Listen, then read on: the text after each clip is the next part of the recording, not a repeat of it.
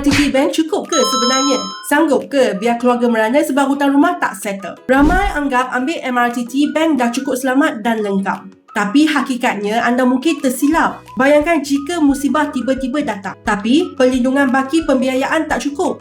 Akhirnya, keluarga terpaksa keluar rumah sebab tak mampu sambung bayar. Ibarat sudah jatuh ditimpa tangga, beban hutang tinggal pada keluarga. Save dan like dulu sebab Melissa nak bagi satu manfaat. Pertama, semak tempoh perlindungan anda. Kedua, MRTT tak boleh pindah. Jika anda jual atau refinance rumah polisi, MRTT sedia ada akan lepuh. Kalau tempoh perlindungan MRTT masih ada, anda boleh claim sedikit duit daripada MRTT tersebut. Tapi kalau anda refinance ke bank baru, anda tidak boleh bawa existing polisi MRTT tersebut. Anda terpaksa beli insurans baru dengan harga yang lebih mahal. Saya Melissa, saya memudahkan urusan pembayaran rumah anda dengan memadankan anda terus kepada bank yang sesuai. Ketiga, pampasan dibayar kepada bank. Keluarga anda mungkin tak dapat sesen pun.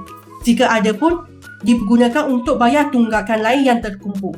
Perlindungan mungkin tak cukup untuk tutup. Nasihat Melissa tambah sedikit MLTT supaya ada pampasan tunai tambahan untuk keluarga teruskan kelangsungan hidup.